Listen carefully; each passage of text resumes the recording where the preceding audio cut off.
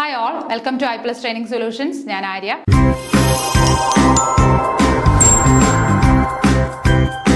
അപ്പോൾ ഇന്ന് ഞാൻ എത്തിയിരിക്കുന്നത് കേറ്റഡ് കാറ്റഗറി 2 സോഷ്യൽ സയൻസ് അറ്റൻഡ് ചെയ്യുന്ന കുട്ടികൾക്ക് വേണ്ടിയിട്ട് കഴിഞ്ഞ 2025 ജനുവരിയിൽ നടന്ന ക്വസ്റ്റ്യൻ പേപ്പറാണ് നമ്മൾ ഈ ഒരു സെഷനിൽ ഡിസ്കസ് ചെയ്യുന്നത്. അപ്പോൾ ഈ ഒരു ക്വസ്റ്റ്യൻ പേപ്പർ നോക്കിക്കഴിഞ്ഞാൽ തന്നെ നമുക്ക് വ്യക്തമായിട്ട് മനസ്സിലാവുന്ന ഒരു കാര്യം, SCERT ടെക്സ്റ്റ് പഠിച്ച ഒരു കുട്ടിയാണ് എന്നുണ്ടെങ്കിൽ ഉറപ്പായിട്ട് ഈ ഒരു 60 ക്വസ്റ്റ്യനിൽ 20 മാർക്ക് പെഡഗോജിയാണ്, ബാലൻസ് ഒരു 40 ക്വസ്റ്റ്യനിൽ എങ്ങനെ പോയാലും ഒരു 35 മാർക്ക് സുഖമായിട്ട് സ്കോർ ചെയ്യാൻ പറ്റും. കാരണം ടെക്സ്റ്റ് ഓറിയന്റഡ് ആയിട്ട് തന്നെയാണ് എല്ലാ ക്വസ്റ്റ്യൻസും വന്നിരിക്കുന്നത്. അപ്പോൾ ഇനിയാണെങ്കിലും അടുത്ത എക്സാമിന്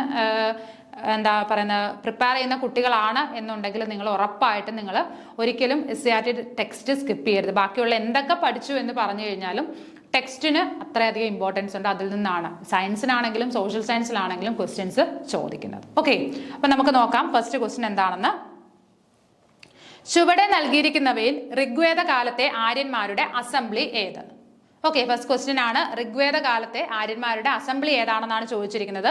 ബലി, ഭാഗ, സംഘം, വിധാത. ഏതാണ് ഋഗ്വേദ കാലത്തെ ആര്യന്മാരുടെ അസംബ്ലി എന്ന് പറയുന്നത്?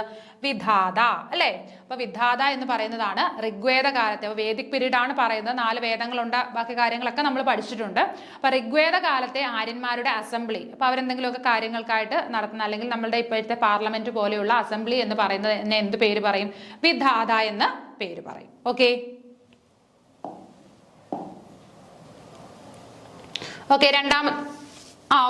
an assembly that provided a platform for the worship of gods. അപ്പൊ എന്താണ്? ദൈവത്തെ പ്രാർത്ഥിക്കാൻ വേണ്ടിയിട്ടായിരുന്നു ഇവിടെ ഒരു അസംബ്ലി. നമ്മളിപ്പോൾ പാർലമെന്റ് എന്ന് പറഞ്ഞു കഴിഞ്ഞാൽ അവിടെ എന്താണ്? നമ്മളുടെ ജനങ്ങൾക്ക് വേണ്ടിയിട്ട് ഓരോ കാര്യങ്ങൾ ചെയ്യാൻ, അല്ലെങ്കിൽ എല്ലാവരുടെ കൂട്ടായിട്ടിരുന്ന് ചിന്തിക്കുന്നതാണ് അല്ലെ, എന്തെല്ലാം കാര്യങ്ങൾ ചെയ്തു കൊടുക്കാമെന്ന്. പക്ഷെ ഇവിടെ എന്താണ്? വിധാത എന്ന് പറയുന്നത് എന്താണ്? an assembly that provided a platform for the worship of God. അപ്പൊ ദൈവത്തെ പ്രാർത്ഥിക്കാനായിട്ട് ഒരു പ്ലാറ്റ്ഫോം ആണ് ഈ ഒരു അസംബ്ലിയിലൂടെ നമുക്ക് ലഭിച്ചിട്ടുള്ളത്. വിധാത എന്ന് പറയുന്നത് എന്താണ്? ദൈവത്തെ പ്രാർത്ഥിക്കാൻ വേണ്ടിയിട്ടുള്ള ഒരു സ്ഥലം, അല്ലെങ്കിൽ ഒരു കൂട്ടം ആൾക്കാർ ഒരുമിച്ചിരുന്ന് പ്രാർത്ഥിക്കുന്ന ഒരു സ്ഥലം, അതിനെയാണ് നമ്മൾ വിധാത എന്ന് പറയുന്നത്. ഓക്കെ, അടുത്ത ക്വസ്റ്റ്യൻ. ധരാസന ഉപ്പ് സത്യാഗ്രഹം നടന്ന സ്ഥലം ഇന്ന് ഏത് സംസ്ഥാനത്തിലാണ്? അപ്പൊ നമുക്കറിയാം ഉപ്പ് സത്യാഗ്രഹം, ഗാന്ധിജിയായിട്ട് ബന്ധപ്പെട്ട ഉപ്പ് സത്യാഗ്രഹം, അതിന്റെ പല ഭാഗങ്ങളിൽ, ഇന്ത്യയുടെ പല ഭാഗങ്ങളിൽ ഉപ്പ് സത്യാഗ്രഹങ്ങൾ നടന്നിരുന്നു. അതിൽ ധരാസന ഉപ്പ് സത്യാഗ്രഹം നടന്നിരുന്നു. ഇപ്പൊ ധരാസന എന്ന് പറയുന്ന സ്ഥലം നിലവില് ഇന്ത്യയിലെ ഏത് സംസ്ഥാനത്താണ് സ്ഥിതി ചെയ്യുന്നത്? നോക്കിക്കേ, ഗുജറാത്ത്, കർണാടക, തമിഴ്നാട്, പശ്ചിമ ബംഗാൾ. ഉപ്പ് സത്യാഗ്രഹം ഏറ്റവും പ്രധാനമായിട്ട് കൊടുമ്പിരി കൊണ്ട്, അല്ലെങ്കിൽ ഏറ്റവും കൂടുതൽ നടന്നത് എവിടെയായിരുന്നു? ഗുജറാത്തിലായിരുന്നു അല്ലെ? അപ്പൊ ഈ ധരാസന ഉപ്പ് സത്യാഗ്രഹം നടന്നതും എവിടെ തന്നെയാണ്? ഗുജറാത്തിൽ തന്നെയാണ്. അപ്പൊ ഗുജറാത്തിലാണ് ഇപ്പോൾ ധരാസന എന്ന് പറയുന്ന സ്ഥലം നിലവിൽ സ്ഥിതി ചെയ്യുന്നത്. ഓക്കെ, അപ്പൊ ധരാസന എവിടെയാണ്? ഗുജറാത്ത്. ഓപ്ഷൻ എ ആണ് ശരിയായിട്ടുള്ള ഉത്തരം. അടുത്ത മൂന്നാമത്തെ ചോദ്യം റിപ്പീറ്റഡ് ആയിട്ടുള്ള ക്വസ്റ്റ്യൻ ആണ്. പ്രീവിയസ് ഇയർ ക്വസ്റ്റ്യൻ പേപ്പറിലൂടെ കടന്നുപോയ കുട്ടികളാണെങ്കിൽ നിങ്ങൾക്ക് മനസ്സിലാവും. പാദുവ സർവകലാശാല എവിടെയാണ് സ്ഥിതി ചെയ്യുന്നത്? പല ക്വസ്റ്റ്യൻ പേപ്പറിലും കണ്ടിട്ടുള്ള ഒരു ക്വസ്റ്റ്യൻ ആണ്, റിപ്പീറ്റഡ് ക്വസ്റ്റ്യൻ ആണ്. എവിടെയാണ് പാദുവ സർവകലാശാല സ്ഥിതി ചെയ്യുന്നത്? France, England, Germany, Italy. 4 രാജ്യങ്ങളുടെ പേര് നൽകിയിട്ടുണ്ട്. എവിടെയാണ് പാദുവ സർവകലാശാല? ഇറ്റലിയിലാണ് സ്ഥിതി ചെയ്യുന്നത് അല്ലെ? അപ്പൊ ഇറ്റലിയിലാണ് പാദുവ സർവകലാശാല ടെക്സ്റ്റ്, SCERT ടെക്സ്റ്റ് എന്നുള്ള ഡയറക്റ്റ് ക്വസ്റ്റ്യൻ ആണിത്. ഓക്കെ, അപ്പൊ എന്താണ് ആൻസർ വരുന്നത്? ഓപ്ഷൻ ഡി, ഇറ്റലി ആണ്. അടുത്തത് 4ാമത്തെ ചോദ്യം. വേണാടുമായി ബന്ധപ്പെട്ട സ്വരൂപത്തെ കണ്ടെത്തുക. നമ്മൾ പലതരം സ്വരൂപങ്ങൾ പഠിച്ചിട്ടുണ്ട് അല്ലെ? തൃപ്പാപ്പൂര് സ്വരൂപം, അതേപോലെ നെടിയിരുപ്പ് സ്വരൂപം, അങ്ങനെ പലതരം സ്വരൂപങ്ങൾ പഠിച്ചിട്ടുണ്ട്. അതിൽ വേണാടുമായിട്ട് ബന്ധപ്പെട്ട സ്വരൂപം ഏതാണെന്നാണ് ചോദിച്ചിരിക്കുന്നത്. പെരുമ്പടപ്പ് സ്വരൂപം, നെടിയിരുപ്പ് സ്വരൂപം, തൃപ്പാപ്പൂര് സ്വരൂപം, കോല സ്വരൂപം. 4 സ്വരൂപങ്ങളുടെ പേരാണ് നൽകിയിരിക്കുന്നത്. അപ്പൊ ഇതില് വേണാടുമായിട്ട്, അതായത് കൊല്ലം ആ ഒരു ഏരിയ ആയിട്ട് ബന്ധപ്പെട്ട വേണാടുമായിട്ട് ബന്ധപ്പെട്ട സ്വരൂപം ഏതാണ്? തൃപ്പാപ്പൂര് സ്വരൂപമാണ് അല്ലെ? അപ്പൊ വേണാടുമായിട്ട് ബന്ധപ്പെട്ട സ്വരൂപത്തിന്റെ പേരെന്താണ്? തൃപ്പാപ്പൂരാണ്. ഇനി പെരുമ്പടപ്പ് സ്വരൂപം എന്ന് പറയുന്നത് ഏതാണ്? കൊച്ചിയുമായിട്ട് ബന്ധപ്പെട്ട അല്ലെ? കൊച്ചിൻ രാജവംശത്തെയാണ് നമ്മൾ എന്തെന്ന് അറിയപ്പെടുന്നത്? കൊച്ചി രാജവംശത്തെയാണ് പെരുമ്പടപ്പ് സ്വരൂപം എന്ന് അറിയപ്പെട്ടിരുന്നത്. ഇനി നെടിയിരുപ്പ് സ്വരൂപം എന്ന് പറയുന്നതോ? കോഴിക്കോട് രാജവംശം, അതായത് സാമൂതിരിയുടെ ആ ഒരു രാജവംശം, സാമൂതിരിയുമായിട്ട് ബന്ധപ്പെട്ട് കിടക്കുന്ന, കോഴിക്കോടുമായിട്ട് ചുറ്റപ്പെട്ട് കിടക്കുന്ന രാജവംശത്തെയാണ് നമ്മൾ എന്തെന്ന് അറിയപ്പെട്ടത്? നെടിയിരുപ്പല്ല, നെടിയിരുപ്പ് സ്വരൂപം. മറ്റേത് പെരുമ്പടപ്പ്, കൊച്ചി പെരുമ്പടപ്പ് സ്വരൂപം, കോഴിക്കോട് നെടിയിരുപ്പ് സ്വരൂപം. ഇനി കോല സ്വരൂപം എന്ന് പറഞ്ഞാൽ കിങ്ഡം ഇൻ മലബാർ കോസ്റ്റ്, അതായത് കോലത്ത് നാടെന്നൊക്കെ പറയും അല്ലെ? അപ്പൊ ആ ഒരു ഏരിയയിലുള്ള നാട്ടുരാജ്യങ്ങളെല്ലാം കൂടെ ചേർന്നിട്ടായിരുന്നു കോല സ്വരൂപം എന്ന് അറിയപ്പെട്ടത്. വേണാടുമായിട്ട് ബന്ധപ്പെട്ട, തിരുവനന്തപുരം, കൊല്ലം ജില്ലയുള്ള വേണാടുമായിട്ട് ബന്ധപ്പെട്ടത് എന്തായിരുന്നു? തൃപ്പാപ്പൂര് സ്വരൂപമായിരുന്നു. ഓക്കെ, അടുത്ത ചോദ്യം. ക്യൂണിഫോം എന്ന പദം സൂചിപ്പിക്കുന്നത്? ക്യൂണിഫോം എന്ന പദം എന്തിനെയാണ് സൂചിപ്പിക്കുന്നത്?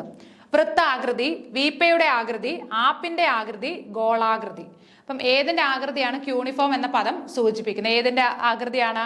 ആപ്പിന്റെ ആകൃതിയാണ് അല്ലെ? ആപ്പിന്റെ ഷേപ്പ്, വെഡ്ജ് ഷേപ്പ്ഡ് ആണ് ക്യൂണിഫോം എന്ന് പറയുന്നത് എന്താണ്?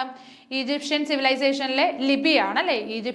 അല്ലെങ്കിൽ ഈജിപ്തിലെ ലിപിയാണ് ക്യൂണിഫോം എന്ന് പറയുന്നത്. അത് എന്തിന്റെ ആകൃതിയിലായിരുന്നു? ആപ്പിന്റെ ആകൃതിയിലായിരുന്നു അല്ലെ?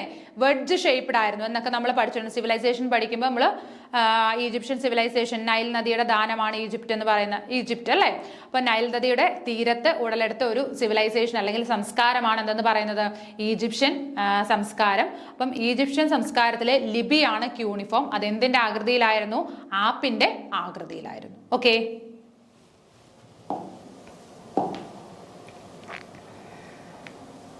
അടുത്തത് ഇന്ത്യയിലെ ഫ്രഞ്ച് ആസ്ഥാനത്തെ കണ്ടെത്തുക. നമുക്കറിയാം ഇന്ത്യയിൽ പല പല വിദേശ ശക്തികൾ ഇന്ത്യ ഭരിച്ചിട്ടുണ്ട്, അല്ലെങ്കിൽ പല സ്ഥലങ്ങൾ കൈയടക്കി വെച്ചിട്ടുണ്ട്. അതിൽ ഇന്ത്യയിലെ ഫ്രഞ്ച് ആസ്ഥാനം ഏതാണെന്നാണ് ചോദിച്ചിരിക്കുന്നത്. ഓക്കെ, ഗോവ, മദ്രാസ്, ബോംബെ, പോണ്ടിച്ചേരി. ഫ്രഞ്ച് ആസ്ഥാനം ഏതായിരുന്നു? കണ്ണു അടച്ച് ആൻസർ ചെയ്യാം. ഏതാണ്? പോണ്ടിച്ചേരിയാണ് അല്ലെ? ഇപ്പൊ ഇന്ത്യയിലെ ഫ്രഞ്ച് ആസ്ഥാനം എന്ന് പറയുന്നത് ഏതാണ്? പോണ്ടിച്ചേരിയാണ്. ഓക്കെ. അതേപോലെ തന്നെ ഗോവ ആരുടെ കയ്യിലായിരുന്നു? പോർച്ചുഗീസുകാരുടെ കയ്യിലായിരുന്നു അല്ലെ? ഗോവ ആരുടെ കയ്യിലാണ്? പോർച്ചുഗീസുകാരുടെ കയ്യിലായിരുന്നു ഗോവ, പോർച്ചുഗീസുകാരുടെ കയ്യില്. മദ്രാസും ബോംബെ ആണെങ്കിലോ ബ്രിട്ടീഷുകാരുടെ കയ്യിൽ അല്ലെ?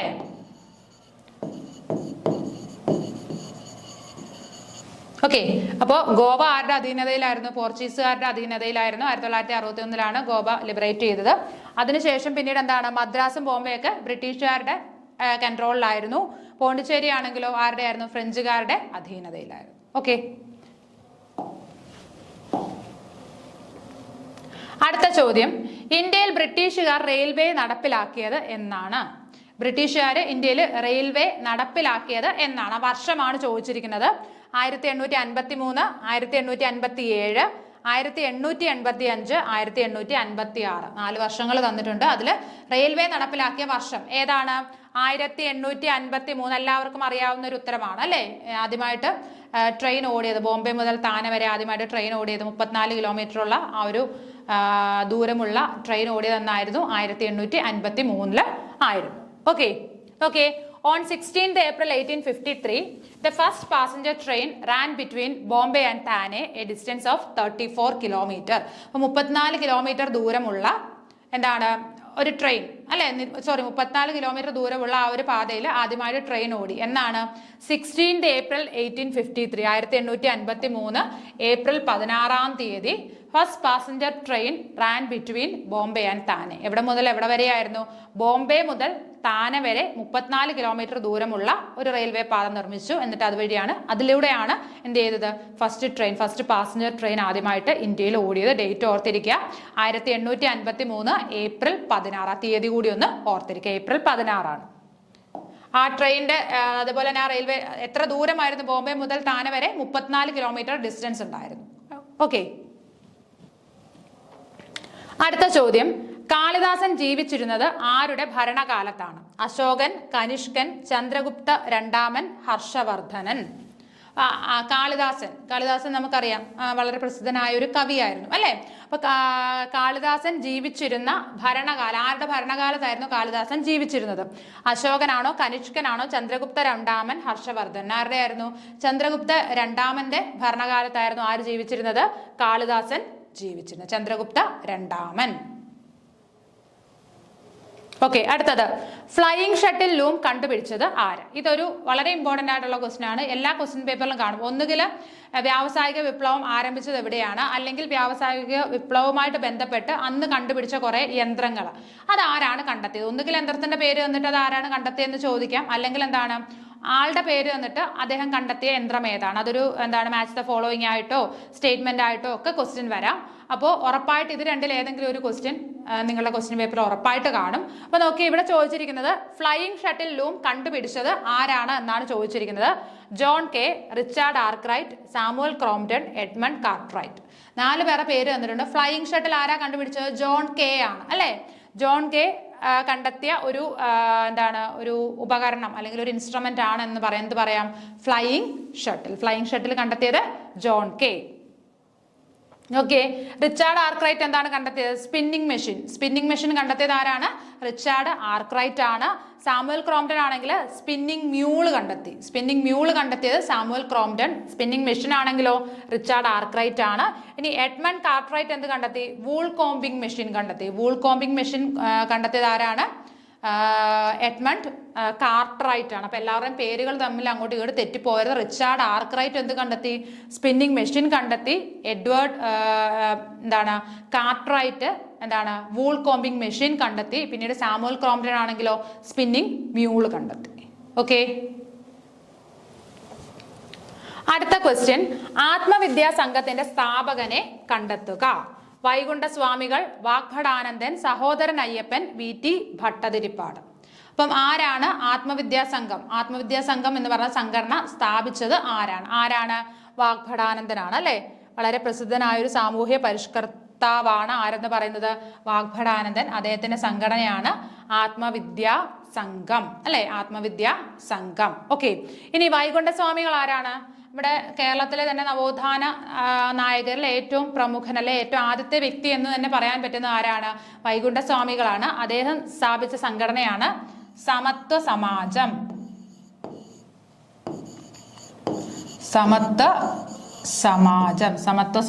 ആരാണ്? വൈകുണ്ഠസ്വാമികളുടെ സംഘടനയാണ്. ഇനി സഹോദരൻ അയ്യപ്പൻ, അദ്ദേഹം എന്താണ്? ഒരു സാമൂഹ്യ പരിഷ്കർത്താവായിരുന്നു. അദ്ദേഹത്തിന്റെ ഓർത്തിരിക്കേണ്ടത് അദ്ദേഹത്തിന്റെ 2 മാസികകളാണ്. വേലക്കാരൻ എന്ന് പറഞ്ഞ മാസിക ഇറക്കിയത് ആരാണ്? സഹോദരൻ അയ്യപ്പനാണ്. പിന്നെ VT ഭട്ടതിരിപ്പാട് നമുക്കറിയാം. അദ്ദേഹത്തിന്റെ വളരെ ഫേമസ് ആയിട്ടുള്ള ഒരു നാടകം ഉണ്ടായിരുന്നു അല്ലെ. വളരെ പ്രസിദ്ധമായ നാടകം ഏതാണ്? അടുക്കളയിൽ നിന്ന് അരങ്ങത്തേക്ക്.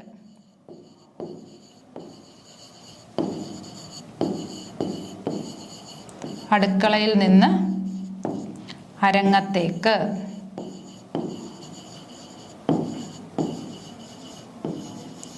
ആരുടെ നാടകമാണ്? VT ഭട്ടതിരിപ്പാടിന്റെ നാടകമാണ്. അതായത് ബ്രാഹ്മണ സ്ത്രീകൾക്ക് അവരുടെ ഉന്നമനത്തിന് വേണ്ടി അഹോരാത്രം പണി ചെയ്ത ഒരു വ്യക്തിയാണ് ആരെന്ന് പറയുന്നത്? VT ഭട്ടതിരിപ്പാട്. അതിനു വേണ്ടിയിട്ട് അദ്ദേഹം എഴുതി തയ്യാറാക്കിയ ഒരു നാടകമായിരുന്നു അടുക്കളയിൽ നിന്ന് അരങ്ങത്തേക്ക്. അപ്പോൾ ഓർത്തിരിക്കുക, വൈകുണ്ഠസ്വാമികൾ സമത്വ സമാജം അദ്ദേഹത്തിന്റെ സംഘടനയാണ്.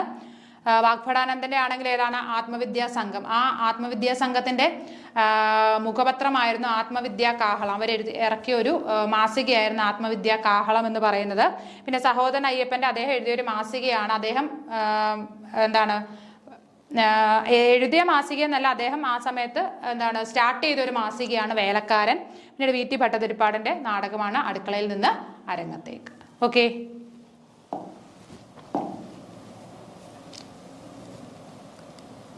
അടുത്ത ചോദ്യം, കാമാഖ്യ ക്ഷേത്രം സ്ഥിതി ചെയ്യുന്നത്. കാമാഖ്യ ക്ഷേത്രം എവിടെയാണ് സ്ഥിതി ചെയ്യുന്നത്? എവിടെയാണ്? പശ്ചിമ ബംഗാൾ, ഒറീസ, അസം, ത്രിപുര. കാമാഖ്യ ക്ഷേത്രം സ്ഥിതി ചെയ്യുന്നത് അസമിലാണ്. വളരെ ഫേമസ് ആയിട്ടുള്ള ഒരു ക്ഷേത്രമാണ്. അപ്പം കാമാഖ്യ ക്ഷേത്രം സ്ഥിതി ചെയ്യുന്നത് എവിടെയാണ്? അസം. അപ്പൊ ഈ അസവുമായിട്ട് ബന്ധപ്പെട്ട എല്ലാ വർഷവും എല്ലാ ക്വസ്റ്റ്യൻ പേപ്പറിലും ഓരോ ക്വസ്റ്റ്യൻ കാണാം. അതിന്റെ തൊട്ട് മുമ്പത്തെ വർഷം മുഖപ്പട്ട് ഏത് സംസ്ഥാനത്തെ പ്രസിദ്ധമായ പട്ടാണെന്നൊരു മുഖപ്പട്ട് എവിടെയാണ്? ആസാമിലെ വളരെ ഫേമസ് ആയിട്ടുള്ള വെറൈറ്റി ആയിട്ടുള്ളൊരു പട്ടാണ് എന്തെന്ന് പറഞ്ഞാൽ മുഖപ്പട്ട് എന്ന് പറയുന്നത്. അപ്പൊ അസാമുമായിട്ട് ബന്ധപ്പെട്ടൊരു ക്വസ്റ്റ്യൻ മിക്കവാറും കാണാറുണ്ട്. ഓക്കെ. അടുത്തത്, ഡൽഹിയിൽ നിന്ന് ദൗലത്താബാദിലേക്ക് തലസ്ഥാനം മാറ്റിയ ഭരണാധികാരിയുടെ പേരെഴുതുക. അപ്പൊ ഡൽഹിയിൽ നിന്ന് ദൗലത്താബാദിലേക്ക് തലസ്ഥാനം മാറ്റിയ ഭരണാധികാരി ആരാണ്? മുഹമ്മദ് ബിൻ തുഗ്ലക്, ഗിയാസുദ്ദീൻ ഖിൽജി, ഷാജഹാൻ, അലാവുദ്ദീൻ ഖിൽജി. 4 ഓപ്ഷൻസ് വന്നിട്ടുണ്ട്. അതിൽ ഡൽഹിയിൽ നിന്ന് ദൗലത്താബാദിലേക്ക് തലസ്ഥാനം മാറ്റിയ ഭരണാധികാരി ആരാണെന്നാണ് ചോദിച്ചിരിക്കുന്നത്. ആരാണ്? മുഹമ്മദ് ബിൻ തുഗ്ലക് ആണ് അല്ലെ. ഡൽഹിയിൽ നിന്ന് ദൗലത്താബാദിലേക്ക് മാറ്റി വീണ്ടും ദൗലത്താബാദിൽ നിന്ന് ഡൽഹിയിലേക്കും തലസ്ഥാനം മാറ്റിയത് ആര് തന്നെയാണ്? മുഹമ്മദ് ബിൻ തുഗ്ലക് തന്നെയാണ്. അദ്ദേഹം ദൗലത്താബാദിലേക്ക് മാറ്റിയിട്ട് വീണ്ടും തിരിച്ച് എവിടേക്ക് തന്നെ കൊണ്ടുവന്നു? ഡൽഹിയിലേക്ക് തലസ്ഥാനം വീണ്ടും കൊണ്ടുവന്നു. അത് രണ്ടും ചെയ്തത് ആര് തന്നെയാണ്? മുഹമ്മദ് ബിൻ തുഗ്ലക് ആണ്.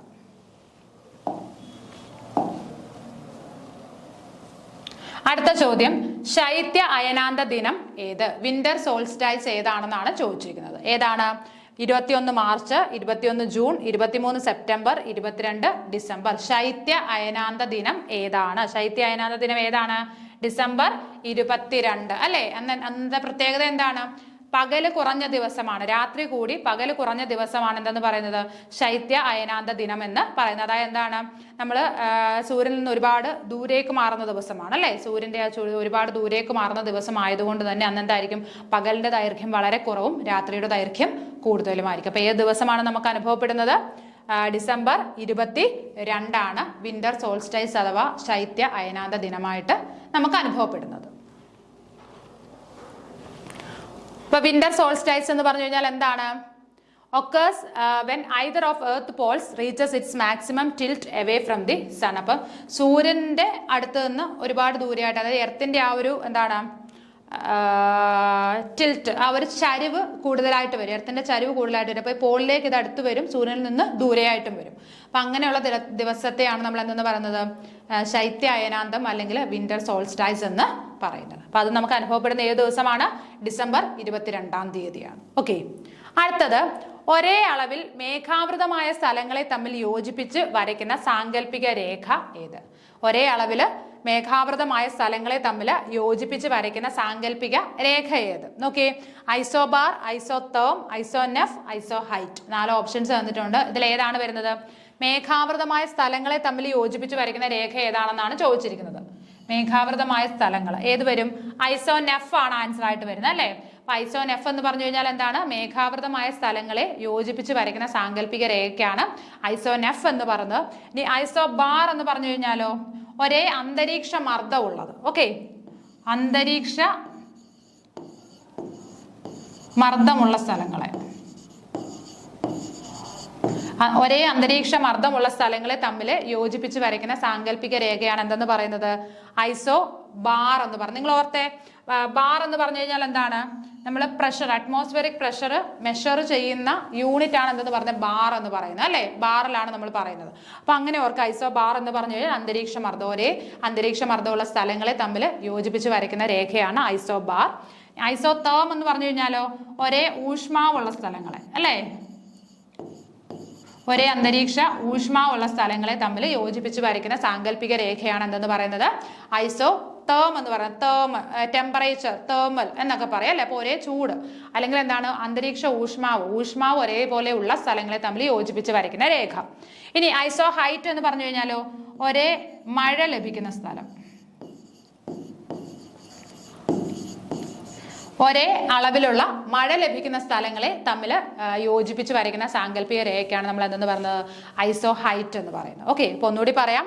ഐസോ ബാർ എന്ന് പറയുമ്പോൾ ഒരേ അന്തരീക്ഷ മർദ്ദമായിരിക്കും. ഐസോ തേം എന്ന് പറയുമ്പോൾ ഒരേ ഊഷ്മാവായിരിക്കും.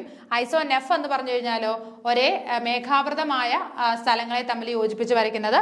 ഐസോ ഹൈറ്റ് എന്ന് പറഞ്ഞു കഴിഞ്ഞാൽ ഒരേ അളവിൽ മഴ ലഭിക്കുന്ന സ്ഥലങ്ങളെ തമ്മിൽ യോജിപ്പിച്ച് വരയ്ക്കുന്ന സാങ്കല്പിക രേഖയാണ് ഐസോ ഹൈറ്റ് എന്ന് പറയുന്നത്. നെഫ് എന്ന് പറയുമ്പോൾ തന്നെ അറിയാം, നെഫ് എന്ന് പറയുന്നത് നെഫോളജി, എന്താണ്? സ്റ്റഡി ഓഫ് ക്ലൗഡ്സ് ആണ് അല്ലേ. മേഘങ്ങളെ കുറിച്ച് പഠിക്കുന്നതിനാണ് നമ്മൾ നെഫോളജി എന്ന് പറയുന്നത്. അപ്പം ഐസോ നെഫ് എന്ന് പറയുമ്പോൾ വേഗം ഓർക്കാം, മേഘങ്ങളുമായിട്ട് ബന്ധപ്പെട്ടതാണ്. ഓക്കെ, അടുത്ത ക്വസ്റ്റ്യൻ, ഹൈഗ്രോമീറ്റർ ഉപയോഗിച്ച് കണക്കാക്കാൻ കഴിയുന്നത്. ഹൈഗ്രോമീറ്റർ ഉപയോഗിച്ച് നമ്മൾ എന്താണ് അളക്കുന്നത്? നോക്കിയേ, അന്തരീക്ഷ മർദ്ദം, ആർദ്രത, മഴയുടെ അളവ്, മണ്ണിന്റെ pH. അപ്പൊ എന്തുപയോഗിച്ചാണ് അല്ലെ, ഹൈഗ്രോമീറ്റർ ഉപയോഗിച്ച് നമ്മൾ എന്താണ് അളക്കുന്നത്? എന്താണ്? ആർദ്രതയാണ് അളക്കുന്നത് അല്ലെ. ആർദ്രത, ഹൈഗ്രോമീറ്റർ ഉപയോഗിച്ച് നമുക്ക് എന്താണ്? ആർദ്രത അളക്കാനായിട്ട് സാധിക്കും. ഹൈഗ്രോമീറ്റർ ആണ്, GRO ആണ്, ഹൈഡ്രോ അല്ല. ഹൈഗ്രോമീറ്റർ ഉപയോഗിച്ചിട്ട് ആർദ്രത അളക്കാൻ പറ്റും. അന്തരീക്ഷ മർദ്ദം അളക്കാനായിട്ട് ഉപയോഗിക്കുന്ന എന്താണ്? ബാരോമീറ്റർ അല്ലേ. ബാരോമീറ്റർ നേരത്തെ പറഞ്ഞിരുന്നു ഞാൻ. അന്തരീക്ഷ മർദ്ദം അളക്കുന്നത് എന്താണ്? ബാറിലാണ്. ഇത്ര ബാർ എന്നാണ് പറഞ്ഞത്, അതിന്റെ യൂണിറ്റ് നമ്മൾ ബാറായിട്ടാണ് പറഞ്ഞത്. അപ്പം ബാരോമീറ്റർ അങ്ങനെ ഓർക്കുക. ഓക്കെ, ഐസോ ബാർ എന്താണ്? ഒരേ അന്തരീക്ഷ മർദ്ദമുള്ള സ്ഥലങ്ങളെ തമ്മിൽ യോജിപ്പിച്ച് വരയ്ക്കുന്ന സാങ്കല്പിക രേഖ. ഇനി മഴയുടെ അളവ് അറിയാനായിട്ടാണെങ്കിലോ, റെയിൻ ഗേജ് ആണ് ഉപയോഗിക്കുന്നത് അല്ലേ. റെയിൻ ഗേജ്, മഴ എത്രത്തോളം പെയ്തു എന്ന് അറിയാനായിട്ട് റെയിൻ ഗേജ് ഉപയോഗിച്ചിട്ടാണ് മഴയുടെ അളവ് അറിയുന്നത്. ഇനി മണ്ണിന്റെ pH ആണെങ്കിലോ, pH മീറ്റർ ആണ് നമ്മൾ ഉപയോഗിക്കുന്നത്. മണ്ണിന്റെ pH അളക്കാനായിട്ട് ഉപയോഗിക്കുന്നത് എന്താണ്? pH മീറ്റർ ആണ്. അപ്പൊ ഒന്നുകൂടി പറയാം, ആർദ്രത അളക്കാനായിട്ട് ഉപയോഗിക്കുന്നത് ഹൈഗ്രോമീറ്റർ ആണ്. പിന്നീട് അന്തരീക്ഷ മർദ്ദമാണെങ്കിലോ ബാരോമീറ്റർ ആണ്. പിന്നീട് എന്താണ്? മഴയുടെ അളവ് റെയിൻ ഗേജ് ആണ്. പിന്നെ മണ്ണിന്റെ pH ആണെങ്കിൽ pH മീറ്റർ ആണ്. ഓക്കെ, അപ്പം ഇത് ഓരോ എന്താണ് അളവുകളും അത് അളക്കാനുള്ള ഇൻസ്ട്രുമെന്റ്സുമാണ് ഈ പറഞ്ഞിരിക്കുന്നത്. വളരെ ഇമ്പോർട്ടൻ്റ് ആണ്. മാത്സ് ദ ഫോളോയിങ് ആയിട്ടൊക്കെ ക്വസ്റ്റ്യൻ ചോദിക്കാൻ പറ്റുന്ന നല്ലൊരു ക്വസ്റ്റ്യൻ ആണിത്. ഓക്കെ,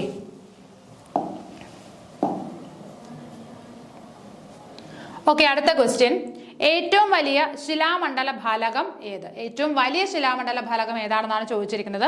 ഇന്ത്യൻ ഫലകം, വടക്കേ അമേരിക്കൻ ഫലകം, ഓസ്ട്രേലിയൻ ഫലകം, പസഫിക് ഫലകം. ഇതിൽ ഏതാണ് ഏറ്റവും വലിയ ശിലാമണ്ഡല ഫലകം എന്ന് പറയുന്നത്? ഏതാണ്? ഇന്ത്യൻ ആണോ, വടക്കേ അമേരിക്കൻ ആണോ, ഓസ്ട്രേലിയൻ ആണോ, പസഫിക് ആണോ? ഏതാണ്? പസഫിക് ഫലകമാണ് അല്ലെ. ഫലകങ്ങളിലെ ഏറ്റവും വലിയ ഫലകം എന്ന് പറയുന്നത് ഏതാണ്? പസഫിക് ഫലകമാണ്. ഓക്കെ, അത് മറന്നു പോകരുത്. പസഫിക് ഫലകമാണ് ഏറ്റവും വലിയ ശിലാമണ്ഡല ഫലകം എന്ന് പറയുന്നത്. ഓക്കെ, അടുത്ത ക്വസ്റ്റ്യൻ. ഹാർട്ട്ലി സെൽ സ്ഥിതി ചെയ്യുന്നത് എവിടെ? ഹാർട്ട്ലി സെൽ എവിടെയാണ് സ്ഥിതി ചെയ്യുന്നത്? നോക്കിക്കേ. ശൈത്യമേഖല, മധ്യ അക്ഷാംശ മേഖല, ഉഷ്ണമേഖല, ധ്രുവമേഖല. ഹാർട്ട്ലി സെൽ എവിടെയാണ് സ്ഥിതി ചെയ്യുന്നത്? ഹാർട്ട്ലി സെൽ ഉഷ്ണമേഖലയിലാണ് സ്ഥിതി ചെയ്യുന്നത് അല്ലെ. ഹാർട്ട്ലി സെൽ സ്ഥിതി ചെയ്യുന്നത് എവിടെയാണ്? ഉഷ്ണമേഖലയിലാണ് ഹാർട്ട്ലി സെല്ല് സ്ഥിതി ചെയ്യുന്നത്. ഓക്കെ, എന്താണ് ഹാർട്ട്ലി സെൽ എന്ന് പറഞ്ഞു കഴിഞ്ഞാൽ? The Hartley cell is a global atmospheric circulation that moves air from the equator to the poles and back again. അപ്പോൾ ഇക്വേറ്ററിൽ നിന്നുള്ള എയർ എന്താണ്? എങ്ങോട്ടേക്ക് പോകുന്നു? പോളുകളിലേക്കും അവിടുന്ന് തിരിച്ചും വരുന്ന ആ ഒരു പ്രോസസ്സിന് അല്ലെങ്കിൽ ആ ഒരു അറ്റ്മോസ്ഫിയറിക് സർക്കുലേഷൻ ആണ് എന്തെന്ന് പറയുന്നത്? ഹാർട്ട്ലി സെൽ എന്ന് പറയുന്നത്. എന്താണ്? ഇക്വേറ്ററിൽ നിന്നുള്ള എയർ പോൾസിലേക്കും തിരിച്ച് അവിടുന്ന് ഇങ്ങോട്ടേക്ക് വരുന്ന ആ ഒരു അറ്റ്മോസ്ഫിയറിക് സർക്കുലേഷൻ, അങ്ങോട്ടും ഇങ്ങോട്ടും എയർ പോകുന്നു വരുന്നു, ആ ഒരു സർക്കുലേഷന് പറയുന്ന പേരാണ് ഹാർട്ട്ലി സെല്ല്. ഇത് കൂടുതലായിട്ട് കാണപ്പെടുന്നത് എവിടെയാണ്? ഉഷ്ണമേഖലകളിലാണ് കൂടുതലായിട്ട് ഇത് കാണപ്പെടുന്നത്. ടോറിഡ് സോണിലാണ് കൂടുതലായിട്ട് കാണപ്പെടുന്നത്. ഓക്കെ, അടുത്ത ചോദ്യം. ദൈതിക താപാന്തരം ഏറ്റവും കൂടുതൽ അനുഭവപ്പെടുന്നത്? ദൈതിക താപാന്തരം ഏറ്റവും കൂടുതൽ അനുഭവപ്പെടുന്നത് എവിടെയാണ്? എവിടെയാണ്? ഉഷ്ണ മരുഭൂമികളില്, പർവ്വത ശിഖരങ്ങളില്, തീരദേശങ്ങളില്, സമുദ്രോപരിതലങ്ങളില്. എവിടെയാണ് ദൈതിക താപാന്തരം കൂടുതലായിട്ട് അനുഭവപ്പെടുന്നത്? മരുഭൂമികളിലാണോ, പർവ്വത ശിഖരങ്ങളിലാണോ, തീരദേശങ്ങളിലാണോ, ഉപരിതലങ്ങളിലാണോ? എവിടെയാണ്? ഉഷ്ണ മരുഭൂമികളിലാണ് അല്ലെ ദൈതിക താപാന്തരം കൂടുതലായിട്ട് അനുഭവപ്പെടുന്നത്. ഉഷ്ണ മരുഭൂമികളിലാണ് കൂടുതലായിട്ട് അനുഭവപ്പെടുന്നത്. അടുത്ത ചോദ്യം. ഏറ്റവും വലിയ ഉപദ്വീപീയ നദി ഏത്? ഇതും എല്ലാവർക്കും കുറെ കൺഫ്യൂസിങ് ആയിട്ടുള്ള അല്ലെങ്കിൽ കുറെ തവണ ചോദിച്ചിട്ടുള്ള ഒരു ക്വസ്റ്റ്യൻ ആണ്. ഏറ്റവും വലിയ ഉപദ്വീപീയ നദി ഏത്? ഏതാണ്? മഹാനദി, ഗോദാവരി, നർമ്മദ, കാവേരി. ഏതാണ് ഏറ്റവും വലിയ ഉപദ്വീപീയ നദി എന്ന് പറയുന്നത്? ഗോദാവരി. മറന്നു പോകരുത്. ഏറ്റവും വലിയ ഉപദ്വീപീയ നദി അല്ലെ പെനിൻസുലാർ റിവേഴ്സിൽ ഏറ്റവും വലുത് ഏതാണ്? ഗോദാവരിയാണ്. ഇനി ഒരു ചോദ്യം വേറൊരെണ്ണം വരും. അതായത് പടിഞ്ഞാറോട്ട് ഒഴുകുന്നതിൽ വെച്ച് ഏറ്റവും വലിയ നദി, ഉപദ്വീപീയ നദികളിൽ പടിഞ്ഞാറോട്ട് ഒഴുകുന്നതിൽ വെച്ച് ഏറ്റവും വലിയ നദി ഏതാണ്? ഏറ്റവും വലിയ നദി ഏതാണ്? നർമ്മദ. അത് തെറ്റിപ്പോകരുത്. ഓക്കെ, അപ്പൊ ഇങ്ങനെ രണ്ട് ചോദ്യങ്ങൾ വരാം. അതായത് ഉപദ്വീപീയ നദികളിൽ ഏറ്റവും വലിയ നദി ഏതാണ്? ഗോദാവരിയാണ്. ഇനി പടിഞ്ഞാറോട്ട് ഒഴുകുന്ന ഉപദ്വീപീയ നദികളിൽ ഏറ്റവും വലുത് ഏതാണ്? നർമ്മദയാണ്. ഓക്കെ,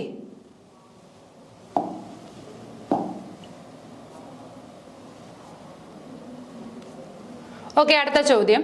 ഇന്ത്യയുടെ രേഖാംശീയ വ്യാപ്തി. ഇന്ത്യയുടെ രേഖാംശീയ വ്യാപ്തി എത്രയാണെന്നാണ് ചോദിച്ചിരിക്കുന്നത്. 8 ഡിഗ്രി 4 ഫീറ്റ് വടക്ക് മുതൽ 37 ഡിഗ്രി 6 ഫീറ്റ് വടക്ക് വരെ, 74 ഡിഗ്രി 21 ഫീറ്റ് കിഴക്ക് മുതൽ 77 ഡിഗ്രി 37 ഫീറ്റ് കിഴക്ക് വരെ, 68 ഡിഗ്രി 7 ഫീറ്റ് കിഴക്ക് മുതൽ 97 ഡിഗ്രി 25 ഫീറ്റ് കിഴക്ക് വരെ, 8 ഡിഗ്രി 17 ഫീറ്റ് വടക്ക് മുതൽ 12 ഡിഗ്രി 47 ഫീറ്റ് വടക്ക് വരെ. എവിടെയാണ് ഇന്ത്യയുടെ രേഖാംശീയ വ്യാപ്തി? അക്ഷാംശം അല്ല ചോദിച്ചിരിക്കുന്നത്, രേഖാംശമാണ് ചോദിച്ചിരിക്കുന്നത്. ഇന്ത്യയുടെ രേഖാംശീയ വ്യാപ്തി ഏതാണെന്നാണ് ചോദിച്ചിരിക്കുന്നത്. അപ്പൊ രേഖാംശം ആവുമ്പോൾ നമുക്കറിയാം എന്താണ്. ഇപ്പൊ ഒരു ഗ്ലോബ്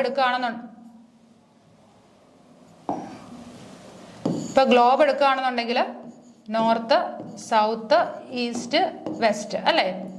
ഇങ്ങനെയുള്ള ലൈൻസിനെയാണ് നമ്മൾ എന്തെന്ന് പറയുന്നത്? രേഖാംശം എന്ന് പറഞ്ഞത്. അപ്പം ഏത് മതി നമുക്ക്? നോർത്ത് ടു സൗത്ത്, നോർത്തും സൗത്തും വരുന്ന ആ ഒരു കൗണ്ട് മാത്രം മതി. ബാക്കി ഈസ്റ്റും വെസ്റ്റും നമുക്ക് വേണ്ട. സോ നമുക്ക് അതിനകത്ത് ഏതൊക്കെ? ഈ കിഴക്ക് മുതൽ കിഴക്ക് വരെ ഉള്ളത് വേണ്ട. അതേപോലെ തന്നെ അല്ലല്ലോ, രേഖാംശം അല്ലേ ചോദിച്ചിരിക്കുന്നത്? യെസ്, അപ്പൊ രേഖാംശമാണ് ചോദിച്ചിരിക്കുന്നത്. അപ്പോൾ ആ ലൈൻസ് ഏതാ? അപ്പൊ നമ്മൾ കിഴക്ക് പടിഞ്ഞാറ് ആ ഒരു ദിശയിലുള്ളത് മാത്രം നമ്മൾ നോക്കിയാൽ മതി അല്ലേ? അപ്പൊ ഏതായിരിക്കും നമ്മുടെ ആൻസർ വരുന്നത്? കിഴക്കുള്ളത് 2 എണ്ണമേ ഉള്ളൂ. അപ്പൊ ഇതും വേണ്ട, വടക്കുള്ളതും വേണ്ട. അതേപോലെ തന്നെ വടക്ക് തന്നിരിക്കുന്ന 2 എണ്ണവും വേണ്ട, ഇതും വേണ്ട. ഇതില് 74 ഡിഗ്രി 21 ഫീറ്റ് കിഴക്ക് മുതൽ 77 ഡിഗ്രി 37 ഫീറ്റ് കിഴക്ക് വരെയുണ്ട്, 68 ഡിഗ്രി 7 ഫീറ്റ് കിഴക്ക് മുതൽ 97 ഡിഗ്രി 25 ഫീറ്റ് കിഴക്ക് വരെ. അത് രണ്ടിൽ ഏതാണ് ഇന്ത്യയുടെ രേഖാംശീയ വ്യാപ്തി എന്ന് പറയുന്നത്? ഓപ്ഷൻ സി ആണ് വരുന്നത് അല്ലേ. 68 ഡിഗ്രി 7 ഫീറ്റ് ഈസ്റ്റ് മുതൽ 97 ഡിഗ്രി 25 ഫീറ്റ് ഈസ്റ്റ് വരെ. അതാണ് ഇന്ത്യയുടെ രേഖാംശീയ വ്യാപ്തി എന്ന് പറയുന്നത്. അപ്പോൾ അക്ഷാംശവും രേഖാംശവും അങ്ങോട്ടും ഇങ്ങോട്ടും തിരിഞ്ഞു പോകരുത്. ഏത് ലൈൻസ് എങ്ങോട്ടാണ് പോകുന്നത് എന്നുള്ള കാര്യം ഓർത്തിട്ട് വേണം. അങ്ങനെ നോക്കുമ്പോൾ തന്നെ നമുക്ക് ഡയറക്ഷൻ ഏതാണെന്ന് മനസ്സിലാവും. അപ്പോൾ ബാക്കിയുള്ള ഓപ്ഷൻസ് നമുക്ക് എലിമിനേറ്റ് ചെയ്തിട്ട് ആൻസറിലേക്ക് എത്തിച്ചേരാനായിട്ട് സാധിക്കും. ഓക്കെ, അപ്പോൾ നമുക്ക് ഇത്രയും ക്വസ്റ്റ്യൻസ് ആണ് ഈ ഒരു സെഷനിൽ ഡിസ്കസ് ചെയ്യാനായിട്ടുള്ളത്. ഇതിൻ്റെ ബാലൻസ് ക്വസ്റ്റ്യൻസുമായിട്ട് മറ്റൊരു വീഡിയോയിൽ വീണ്ടും കാണാം. Okay, thank